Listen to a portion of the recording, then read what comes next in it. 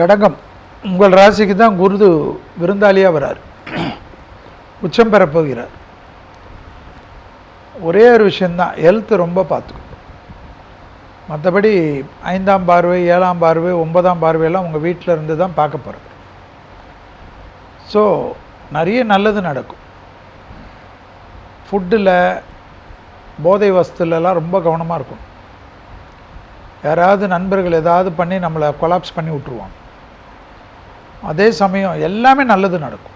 இடமாற்றம், தொழில் மாற்றம், உத்தியோக மாற்றம், வியாபார மாற்றம், படிப்பு மாற்றம், சுபகாரியங்கள், பிள்ளைகள் விஷயத்தில் அனுகூலம், குடும்பத்தில் புது வரவுகள் வருவது, பிள்ளைகளுடைய படிப்பு, உத்தியோகம், தொழில், வியாபாரம், துணை அல்லது துணைவியாருக்கு நீண்ட நாட்களாக இருந்த கஷ்டங்கள் தீர்வது, அவங்க தேக ஆரோக்கியம் நல்லா வருது, தாய் வழி உறவு, தந்தை வழி உறவு, கௌரவம் ஏற்படுவது, பெரிய பொறுப்புகளுக்கு வருவது, புது தொழில் தொடங்குவது, புது அமைப்பை ஏற்படுத்துவது, புது அரசியல் இயக்கத்தில் உள்ளே போகிறது, தனியாக நீங்களாக முன்னேறுவது, நிறைய கூட்டாளிகளிலிருந்து தனியாக வர்றது, நமக்கு இதெல்லாம் சரியாக வராதுன்னு தூக்கி போட்டு வர்றது, எல்லாமே டக்கு டக்கு டக்குன்னு வரும். ஆலங்குடி குருஸ்தலம் போகிறது ரொம்ப நல்லது.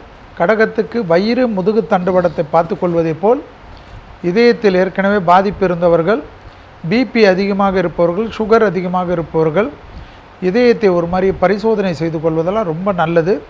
தெய்வ காரியங்கள் நிறைய வருமா. ஏன்னா உச்சம் பெறக்கூடிய கடகத்திற்கு நிறைய சொல்லிக்கினே போகலாம் நல்லது. ஹெல்த்தை மட்டும் நீங்கள் தான் பார்த்துக்கணும். கோவப்படுறதை மட்டும் கொஞ்சம் விட்டுருங்க. எதிரிகள் விஷயத்தில் அவர்கள் உங்களுக்கு மேல் பலமாக இருப்பார்கள், எச்சரிக்கை.